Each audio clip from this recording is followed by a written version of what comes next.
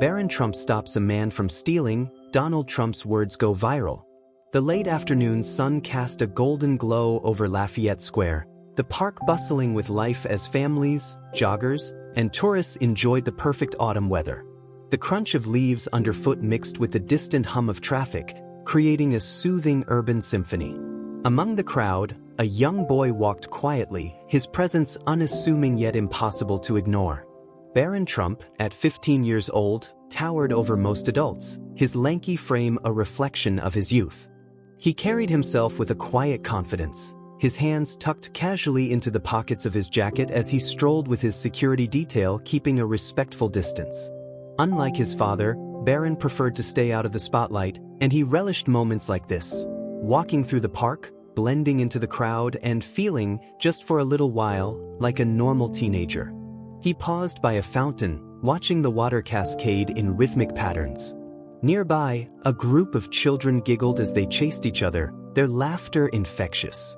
Barron smiled faintly, his sharp eyes scanning the scene. He had inherited his father's keen sense of observation, a trait that often made him notice things others missed. It was then that he saw something that didn't sit right. A man, dressed in a worn hoodie and jeans, was lingering near a park bench where a woman sat rummaging through her bag.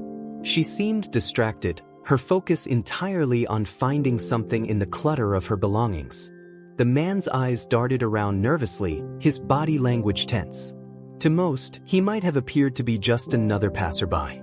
But to Barron, something about him felt off. Barron's gaze narrowed as he watched the man inch closer to the woman. His movements were calculated, deliberate. The man's hand hovered near the strap of her purse, his fingers twitching as though debating whether to make his move. Barron didn't hesitate. "Hey!" Barron's voice rang out, clear and firm, cutting through the hum of the park. The man froze, his hand mere inches from the purse. He turned to see Barron striding toward him, his tall frame imposing even in its youthful awkwardness. For a moment, the man hesitated, clearly weighing his options. Then, in a burst of movement, he grabbed the purse and bolted. "Stop him!" Barron shouted, his voice carrying an authority that belied his age. Instinct took over. Without thinking, Barron lunged after the man, his long legs giving him an advantage as he pursued him through the crowded park. People turned their heads, startled by the commotion, as Barron weaved through the throng with surprising agility. His security detail, caught off guard by his sudden action, scrambled to keep up. The thief glanced over his shoulder, his eyes wide as he realized Barron was gaining on him. He dodged around a food cart, nearly colliding with a vendor, but Barron was relentless. With a burst of speed, he reached out and grabbed the strap of the stolen purse, pulling it back with enough force to make the man stumble. "Let go," the thief snarled, yanking the purse as he tried to break free. "Not a chance," Barron shot back, his grip firm. Despite his slim frame, he held on with surprising strength, his determination unshakable. The scuffle drew the attention of nearby parkgoers, who began to gather in a loose circle around the commotion. Phones were pulled out, cameras capturing the scene as Barron stood his ground. The thief, realizing he was outmatched, let go of the purse and took off running. Barron stood there for a moment, the purse clutched tightly in his hands, his chest heaving as he caught his breath. The crowd erupted into applause, their cheers a mix of admiration and disbelief. "Are you okay?" Barron asked, turning to the woman who had been targeted. She nodded, her expression a mix of shock and gratitude. "Yes, thank you," she stammered, her hands trembling as she took the purse from him. "But I don't know what would have happened if you hadn't stepped in." "It's all right," Barron said simply, his tone calm despite the adrenaline still coursing through his veins. "Just be careful." The woman nodded, her eyes brimming with tears as she clutched her purse to her chest. "You're a hero," she said softly, her voice filled with genuine awe. Before Barron could respond, his security team arrived, their expressions a mix of relief and exasperation. "Barron, are you okay?" one of them asked, scanning him for any signs of injury. "I'm fine," Barron replied, brushing off their concern. "He got away, but I got the purse." The security guards exchanged glances, clearly debating whether to reprimand him for putting himself in danger. But the look in Barron's eyes, a mixture of determination and maturity, silenced any objections. By now, the crowd had grown larger, with people snapping photos and recording videos of the young Trump. Whispers spread through the group as people realized who he was, their amazement only growing. Barron Trump, the quiet, reserved son of the former president, had just tackled a thief in the middle of a public park. It didn't take long for the videos to go viral. Within hours, clips of the incident flooded social media, accompanied by captions like "Barron Trump, unexpected hero," and "Young Trump saves the day." News outlets picked up the story, running headlines that ranged from sensational to heartfelt. The footage of Barron's decisive action and calm demeanor captivated viewers, sparking a wave of admiration. At Mar-a-Lago, Donald Trump was sitting in his office when an aide burst in, holding a tablet.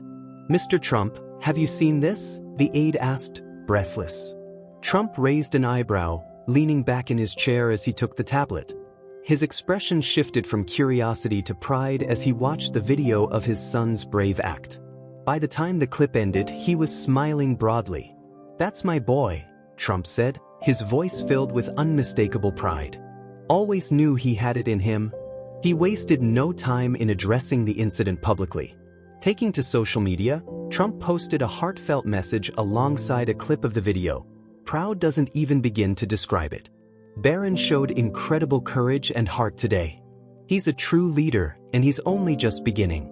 The Trump family has always believed in standing up for what's right, and Barron proved that in spades. Well done, son. The post immediately went viral, garnering millions of likes, shares, and comments. Supporters flooded the comments with praise, hailing Barron as a role model for young people everywhere. Even critics acknowledged the bravery of his actions, setting aside political differences to commend his character. For Barron, the sudden attention was overwhelming. He had never sought the spotlight, and now it seemed like the entire world was watching him. Strangers approached him on the street to thank him, classmates looked at him with newfound respect, and reporters clamored for interviews. But through it all, Barron remained humble. "I just did what anyone else would have done," he said quietly when asked about the incident. "I didn't think about it, I just acted." Behind closed doors, the Trump family had a quiet moment of celebration. Melania hugged Barron tightly, her eyes filled with tears. "I'm so proud of you," she said softly. "You've grown into such a kind and brave young man." Donald clapped him on the back, his smile wide. "You're a true Trump," he said. "But more importantly, you're a good person. And that's what matters." Barron smiled faintly, his father's words sinking in. He didn't see himself as a hero, just a boy who had done the right thing. But as he sat with his family that evening, he realized something important. Sometimes, the simplest acts of courage could leave the greatest impact. The days following Barron's heroic act were a whirlwind. Headlines across the globe carried his name, with articles hailing him as the unexpected hero and the quiet Trump who stood tall. News anchors debated how the moment reflected on the Trump family legacy, and social media buzzed with conversations about courage and the values instilled in children. At school, Barron found himself the center of attention for the first time in his life. His classmates, who had always treated him with a mix of curiosity and deference because of his last name, now approached him with genuine admiration. "Dude, that was insane," one boy said, slapping Barron on the back as they walked to class. "I saw the video like 20 times. You totally own that guy." Another student, a girl who usually sat quietly in the back of the room, handed him a note during math class. "What you did was really brave. Thanks for showing us that doing the right thing matters." Barron read the note twice, touched by its sincerity, and tucked it into his pocket. Though he appreciated the kind words, Barron found the attention uncomfortable. He had acted instinctively that day in the park, not to be noticed or praised, but because he felt it was the right thing to do. Now, it seemed like the entire world had an opinion about him, and he wasn't sure how to process it. At home, the Trump family rallied around him, offering support and guidance. Melania, ever protective of her son, tried to shield him from the more intense media scrutiny. "You don't owe anyone an explanation," she told him one evening as they sat together in the living room. "What you did speaks for itself." Donald, on the other hand, saw the moment as an opportunity for Barron to step into the public eye in a way that aligned with his values. "Barron," he said during dinner one night, "people are looking up to you now. You've got a platform, use it wisely." Barron considered his father's words. He had always shied away from public attention, preferring the quiet simplicity of his own world.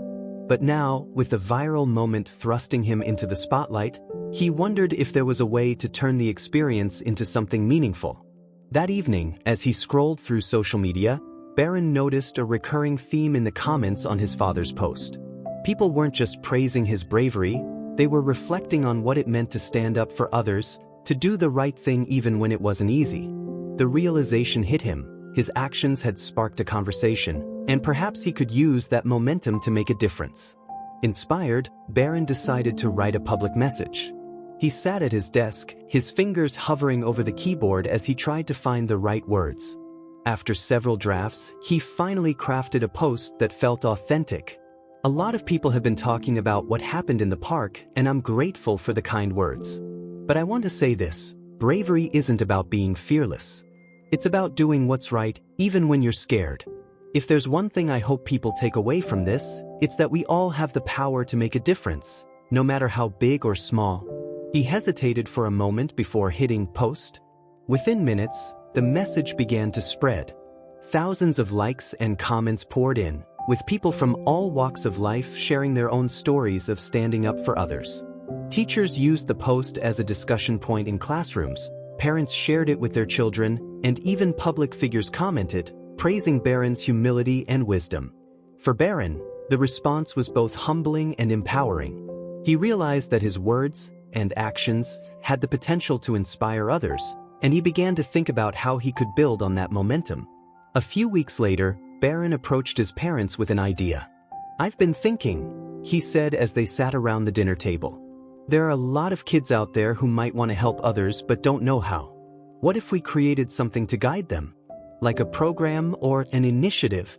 Donald raised an eyebrow, intrigued. "What kind of program?" "Something that encourages kids to take action in their communities," Barron explained. "It could be about standing up against bullying, helping people in need, or just being kind. We could give them tools and ideas to make a difference." Melania smiled, her pride evident. "That's a wonderful idea, Barron," she said.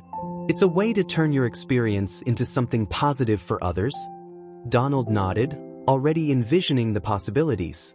"We could call it the Trump Youth Initiative," he suggested. "Or maybe something with your name, Barron's Legacy?" Barron laughed, shaking his head. "Let's keep it simple. It's not about me, it's about everyone." And so, the Stand Up for Others project was born. With the support of his family, Barron worked with educators, community leaders, and youth organizations to develop a program that encouraged young people to take action in their own neighborhoods. The project included workshops, online resources, and a platform for sharing stories of kindness and bravery. The launch event for the Stand Up for Others project was held in Washington, D.C., at a community center packed with students, parents, and educators. Barron stood at the podium, his heart pounding as he looked out at the crowd. Public speaking wasn't something he was used to, but he knew this moment was bigger than his nerves. "Thank you all for being here," he began, his voice steady despite the butterflies in his stomach. "When I stopped that man in the park, I didn't think it would lead to all of this. I just did what I felt was right. But what I've learned since then is that every action, no matter how small, can make a big difference." He paused, scanning the faces in the audience. This project isn't about being a hero. It's about being human. It's about looking out for each other, standing up for what's right, and believing that we all have the power to make the world a little better. The applause that followed was thunderous, and Barron felt a wave of relief and pride. He had taken a moment that could have been fleeting and turned it into something lasting. In the months that followed, the Stand Up for Others project gained traction. Schools across the country adopted its programs, and stories of young people taking action began to pour in. A middle schooler in Texas organized a food drive for homeless families. A group of teens in New York started a peer support network to combat bullying. And in California, a boy who had seen Barron's viral video stood up to a group of older kids harassing a classmate. Barron kept track of these stories, each one a reminder of the impact a single moment of courage could have. He continued to stay involved with the project, visiting schools, speaking at events, and connecting with the young people whose lives it had touched. One day, as Barron walked through the park where it had all begun, he spotted a familiar sight: a boy chasing after a thief who had snatched a woman's bag. The boy, no older than 12, tackled the thief with a determination that reminded Barron of himself. Onlookers clapped and cheered as the boy returned the purse to its grateful owner. Barron approached the boy afterward, a smile on his face. "That was brave," he said. "What's your name?" "Elliot," the boy replied, looking up at him with wide eyes. "You're Barron Trump, aren't you?" Barron nodded. "I saw what you did back there. You stood up for someone when it mattered. That's something to be proud of." Elliot beamed, and Barron handed him a card with the Stand Up for Others project logo. "Check this out when you have time," he said. "I think you'd be a great fit." As Elliot ran off to tell his family about the encounter, Barron felt a sense of fulfillment he hadn't known before. His journey had come full circle, but the work was far from over. The spark he had ignited was now a flame, spreading from person to person, inspiring acts of courage and kindness in every corner of the world. And as he walked away, the leaves crunching beneath his feet, Barron couldn't help but smile. He wasn't just the boy who had stopped a thief in the park. He was part of something much bigger, a movement that proved the power of standing up for what's right. Months after the Stand Up for Others project had launched, Barron found himself juggling more responsibilities than ever. The initiative had taken off in ways he hadn't anticipated. What had started as a simple idea was now a nationwide movement, with schools, communities, and even local governments adopting the program to encourage youth to take action for positive change. Barron's schedule became filled with school visits, town hall meetings, and brainstorming sessions with educators and activists. Despite his initial discomfort with public speaking, he had grown into the role, finding a surprising sense of purpose in connecting with young people and hearing their stories. One afternoon, Barron and Melania visited a high school in Chicago where the Stand Up for Others project had made a significant impact. The school, located in a struggling neighborhood, had implemented the program to address issues like bullying, low morale, and a lack of community engagement. In just 6 months, the transformation was undeniable. The principal greeted them warmly as they entered the brightly decorated auditorium. "Barron, I can't thank you enough for what your project has done for our students," she said. "You've given them hope and a voice." As Barron took the stage to speak, he noticed the eager faces of the students watching him. "When I was your age," he began, "I didn't think much about making a difference. I was just trying to figure out who I was, like a lot of you probably are. But what I've learned is that it doesn't take much to make an impact. It starts with a single act, one moment of bravery, one decision to do the right thing." He went on to share the story of the day in the park, how he hadn't planned to become a hero but had simply acted on instinct. "That moment taught me something important," he said. "We all have the power to stand up for others. And when we do, we inspire the people around us to do the same." The students erupted into applause, their energy filling the room. After the speech, Barron spent time talking with them, listening to their stories and answering their questions. One student, a tall boy named Jalen, shared how the program had helped him stand up to a group of classmates who were bullying a younger student. "I used to be scared to speak up," Jalen admitted, "but then I thought about what you said, about how doing the right thing can make a difference. And it worked. Now those guys don't bother anyone anymore." Barron smiled, clapping Jalen on the shoulder. "That's exactly what this is about," he said. "You're a leader, Jalen. Keep showing people the right way." Meanwhile, the Stand Up for Others project began to attract attention from international organizations. The United Nations invited Barron to speak at their annual Youth Leadership Summit, an event that brought together young changemakers from around the globe.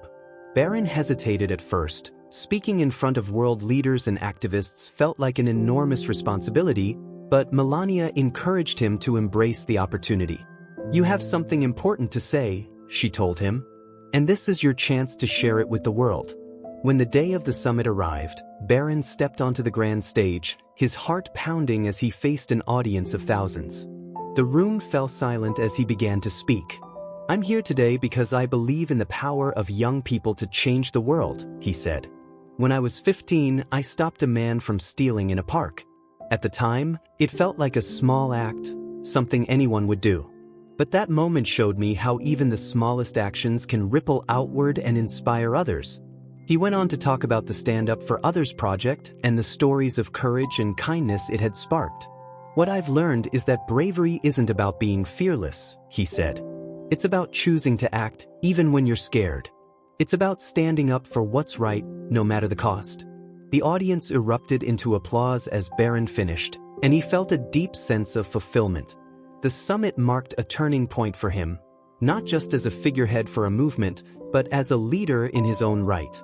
Back in Washington, D.C., the Trump family gathered at Mar-a-Lago to celebrate the success of the project, and Barron's speech at the UN. Donald Trump, ever the proud father, made a toast during dinner. To Barron, he said, raising his glass, "You've done something incredible. You've turned a single moment into a movement. And I couldn't be prouder." Barron smiled, his cheeks flushing. "Thanks, Dad," he said quietly. "But it's not just me. It's everyone who's been part of this." Melania beamed at her son, her hand resting on his arm. "You've grown so much, Barron," she said. "Not just in height," she added with a laugh, "but in who you are. You've found your voice, and you're using it to make the world better." Barron felt a swell of gratitude for his family's support. Their belief in him had given him the confidence to step into the spotlight and embrace his role as a leader. As the project expanded internationally, Barron faced new challenges and opportunities. He worked with organizations in countries like India, Kenya, and Brazil, adapting the program to address local issues and cultural contexts. In Kenya, the project focused on empowering girls to stand up against gender-based violence. In Brazil, it tackled the problem of child labor by encouraging kids to stay in school and pursue their dreams. During a visit to India, Barron met Anaya, a 16-year-old girl who had used the program's resources to start a community initiative for young women in her village. "Because of your project, I found the courage to speak up," she told Barron. "And now, more girls are going to school and dreaming of a better future." Barron was deeply moved by Anaya's story. He realized that the project was no longer just his, it belonged to everyone who had taken its message to heart and turned it into action.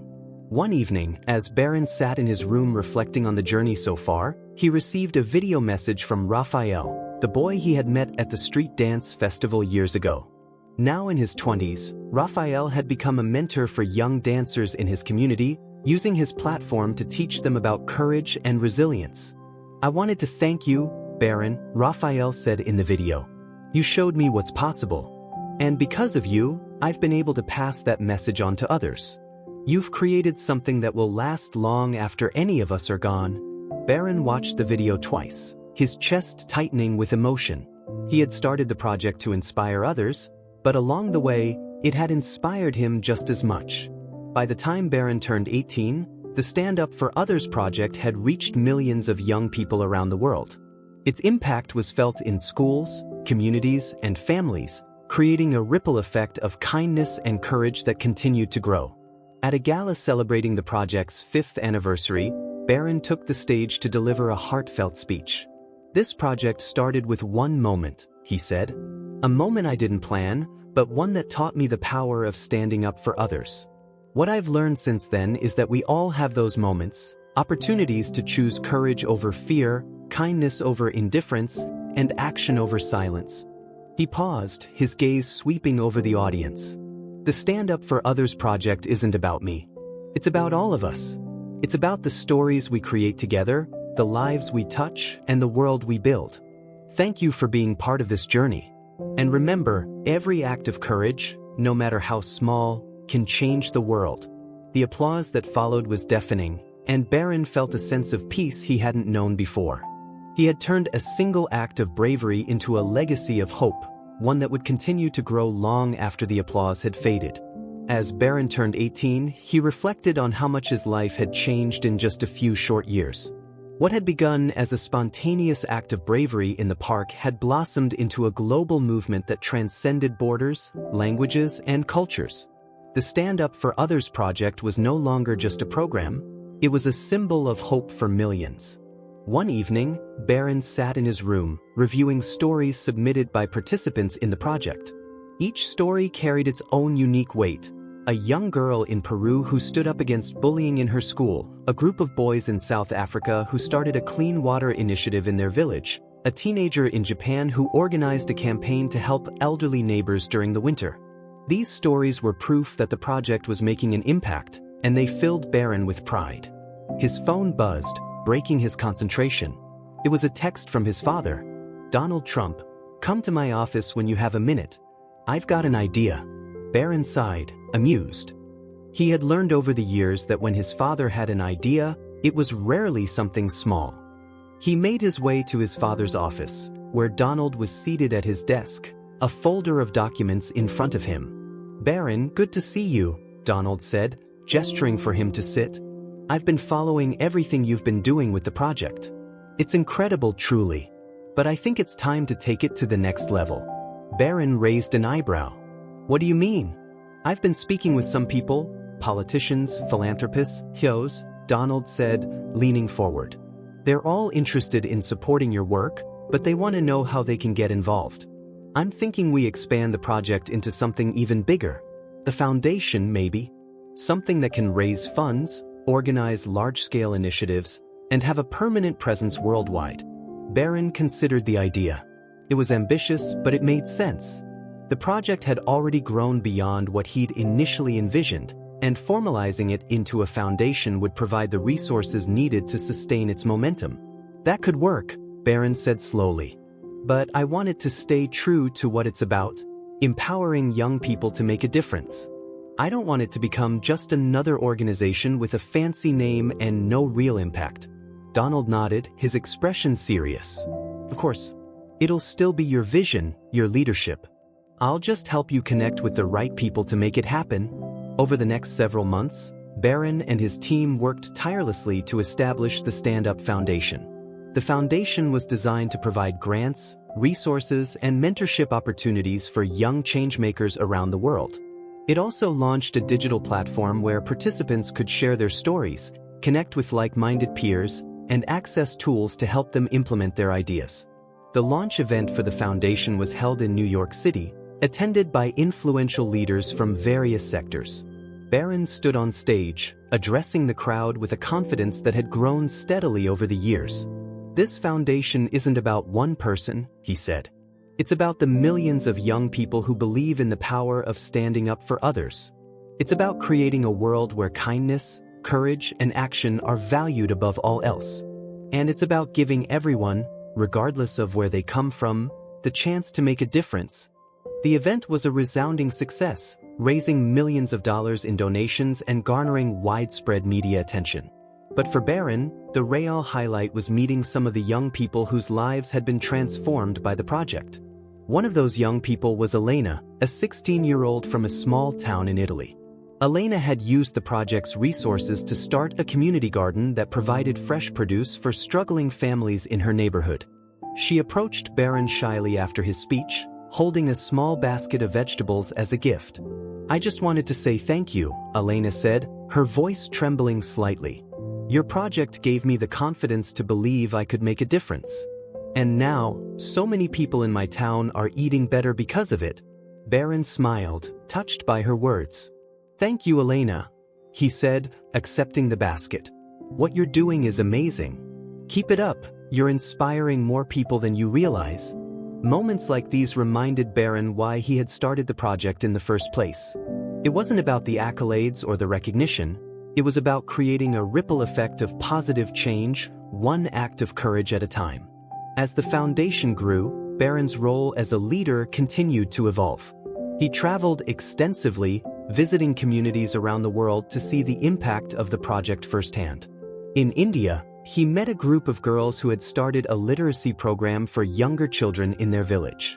In Kenya, he joined a cleanup drive organized by teenagers determined to protect their local river. In Brazil, he participated in a workshop where young activists brainstormed solutions to address food insecurity in their favelas. Each trip reinforced Barron's belief in the power of youth to drive change. "Young people are the future," he often said in his speeches. "But they're also the present. They have the creativity, passion, and determination to solve the world's biggest challenges, if we give them the tools and support they need. By the time Barron turned 20, the Stand Up Foundation had become one of the most influential youth-led initiatives in the world.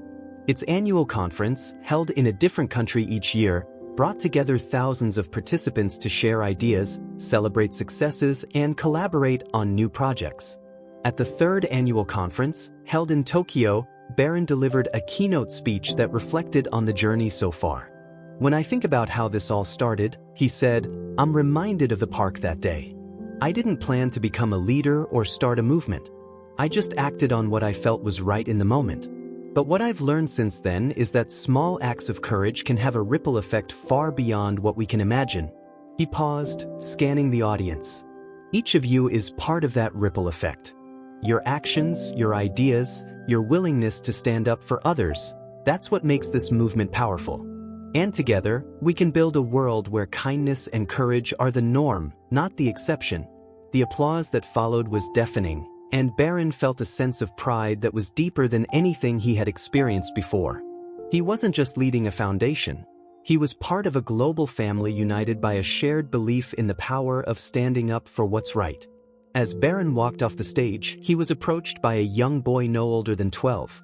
The boy, wearing a bright yellow shirt with the foundation's logo, looked up at Barron with wide eyes.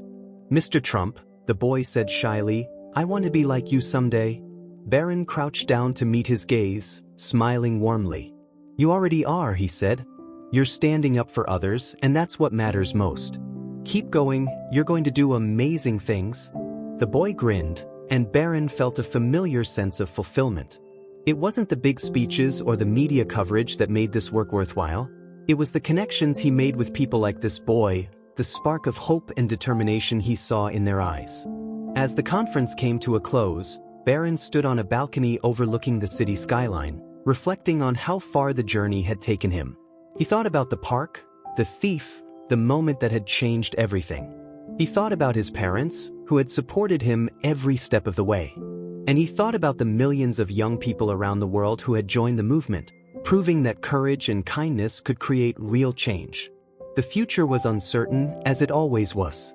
But as Barron stood there, the sounds of laughter and conversation drifting up from the conference below, he felt a quiet confidence. The ripple effect was growing, and the world was better for it. And so, with the same quiet determination that had defined him since that day in the park, Barron turned and walked back inside, ready to continue the work of standing up for others. At 21, Barron Trump found himself reflecting on the overwhelming success of the Stand Up Foundation. The initiative had grown far beyond what he had ever envisioned. What began as a single act of courage in a park was now a global movement, with branches in over 50 countries and millions of young people taking part. It had become a force for good that transcended politics, borders, and cultural differences, uniting people under a shared belief in kindness, courage, and community action. Despite its growth, Barron remained actively involved, determined not to lose the personal connection that had always been at the heart of the foundation. He continued to travel, speak, and meet with young changemakers, often spending hours listening to their stories and offering encouragement. One such trip brought him to a refugee camp in Lebanon, where the foundation had partnered with a local organization to provide arts and education programs for displaced children. The camp was a stark reminder of the challenges many people faced: rows of makeshift shelters, limited resources, and a pervasive sense of uncertainty about the future. Yet amidst the hardship, Barron saw resilience and hope. In one of the classrooms, he met Layla, a 14-year-old girl who had fled her home with her family during the conflict. Layla had joined the Foundation's program, where she discovered a love for storytelling and drawing. She showed Barron a series of sketches she had made, each one depicting scenes from her journey, her home before the war, the perilous escape, and the life she was building in the camp. "These are incredible," Barron said, studying the drawings. "You have a gift, Layla. Have you thought about what you want to do in the future?" Layla hesitated, then said, "I want to tell stories, through art, through words. I want people to understand what we've been through, and I want to give hope to others." Barron smiled. "You're already doing that," he said. "And I have no doubt you'll inspire even more people." Layla's story stayed with Barron long after he left the camp. It reminded him of the power of personal expression and the importance of giving people, especially young people, the tools to share their voices. Back in New York, the Foundation's headquarters buzzed with activity. The team was preparing for the annual Stand Up Global Summit, an event that brought together youth leaders, educators, and activists from around the world. This year's theme was Voices of Change, focusing on the power of storytelling to drive social impact. Barron threw himself into the preparations, working closely with his team to ensure the event was meaningful and inclusive. He insisted on dedicating a portion of the summit to showcasing the stories of participants like Layla, whose courage and creativity exemplified the spirit of the Foundation. When the summit opened, it was clear that this year's event was unlike any before. The stage was set not for speeches, but for performances, panels, and interactive workshops. Participants shared their journeys through dance, music, poetry, and film, creating an atmosphere of connection and inspiration. Barron watched from the front row as Layla took the stage, her drawings projected onto a large screen behind her. With a steady voice, she narrated the story of her journey, weaving together words and images in a way that captivated the audience. By the time she finished, the room was on its feet, giving her a thunderous standing ovation. As Layla stepped off the stage, Barron approached her, his expression filled with pride. "That was incredible," he said. "You just inspired thousands of people." Layla beamed, her confidence soaring. "Thank you for giving me the chance to share my story." Barron shook his head. "Thank you for reminding us why we do this." The summit was a resounding success, but it also marked a turning point for Barron. For years, he had poured his energy into building the Foundation, traveling constantly, and dedicating himself to its mission. But as the movement continued to grow, he began to think about the next phase of his life and how he could continue to make an impact. One evening, as he sat with his parents at Mar-a-Lago, he broached the subject. "I've been thinking about what's next," he said, his tone thoughtful. "The Foundation is in a good place. It has an amazing team and a solid structure. I feel like it's time for me to step back a bit." Donald raised an eyebrow, his curiosity piqued. "Step back? What are you planning to do?" Barron hesitated, choosing his words carefully. "I want to focus on education, on creating systems that empower young people to lead. The Foundation has shown me how much potential there is, but I think there's more we can do to address the root causes of inequality and lack of opportunity." Melania nodded, her expression supportive. "That's a big vision, Barron. But I know you can do it." Donald leaned back in his chair, a smile tugging at his lips. "Sounds ambitious," he said. "But if anyone can pull it off, it's you. Just make sure you don't forget to take care of yourself along the way." Barron smiled, grateful for his parents' encouragement. He knew the road ahead wouldn't be easy, but he was ready to take the next step. Barron's new project, the Leadership Academy for Global Youth, was designed to provide young people with the skills, knowledge, and resources they needed to create change in their communities. The Academy combined in-person workshops with online courses, covering topics like leadership, conflict resolution, project management, and advocacy. The first cohort of students included 50 young leaders from 20 different countries, each selected for their passion and potential. Over the course of a year, they participated in intensive training sessions, collaborated on projects, and learned from experts in various fields. Barron took a hands-on approach, leading sessions, mentoring students, and sharing his own experiences. He found immense fulfillment in watching the students grow, their confidence and capabilities expanding with each passing day. One student, a young woman named Sophia from Colombia, stood out for her determination and vision. She had joined the academy with the goal of addressing violence in her community, and by the end of the program, she had developed a comprehensive plan to create safe spaces for youth in her city. At the Academy's graduation ceremony, Sophia approached Barron, her eyes shining with gratitude. "This program changed my life," she said. "You believed in me when no one else did. Now I believe in myself." Barron smiled, his heart swelling with pride. "You did the hard work, Sophia," he said. "And I can't wait to see the difference you're going to make." By the time Barron turned 25, his influence had expanded far beyond the Foundation and the Academy. He had become a prominent voice in global conversations about youth empowerment, education reform, and social change. His speeches were quoted in textbooks, his programs were studied in universities, and his work inspired countless young people to step up and take action. Despite his success, Barron remained grounded, always returning to the values that had guided him since that day in the park: courage, kindness, and a commitment to doing what was right. One day, as he walked through Lafayette Square, the place where it all began, he noticed a young boy watching a group of street performers. The boy's eyes were wide with wonder, his movements tentative as he tried to mimic their dance steps. Barron smiled, seeing a bit of himself in the boy. He approached him, crouching down to his level. "You've got some good moves," he said. The boy looked up, startled but pleased. "Really? Really?" Barron said. "Keep practicing, and you'll be amazing." The boy grinned, his confidence growing. As Barron walked away, he felt a familiar warmth in his chest. The ripple effect was still spreading, and he was grateful to be part of it. By the time Barron Trump reached his 30s, his name had become synonymous with leadership, resilience, and hope. What started as a single act of courage had grown into a legacy of empowerment that spanned continents.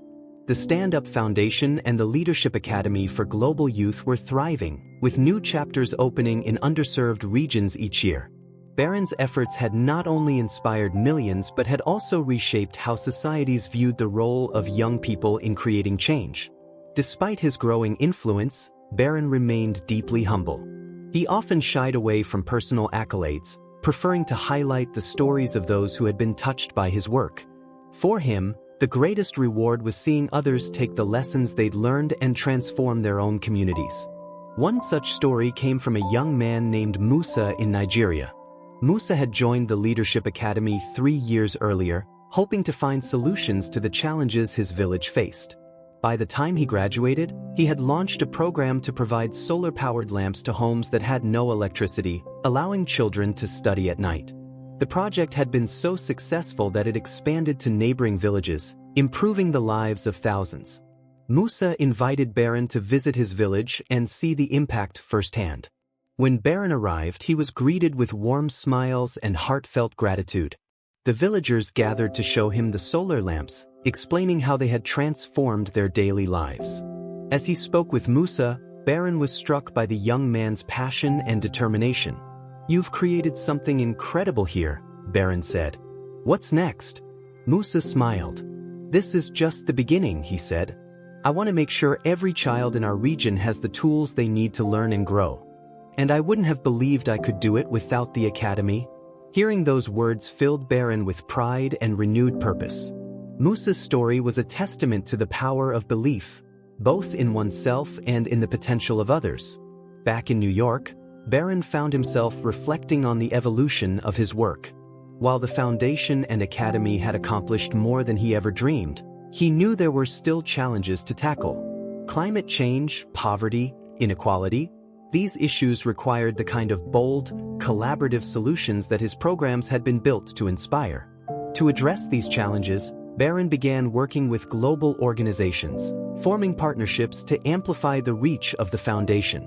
He collaborated with the United Nations, UNESCO, and leading nonprofits to create new initiatives that combined youth empowerment with sustainable development goals. One of these initiatives, called Voices for Tomorrow, focused on training young leaders to advocate for environmental justice in their communities. Barron personally led workshops in places like the Amazon rainforest, where indigenous youth were fighting to protect their land, and in small island nations grappling with rising sea levels. In Fiji, Barron met Lonnie, a 19-year-old activist who had been organizing beach cleanups and awareness campaigns about ocean pollution.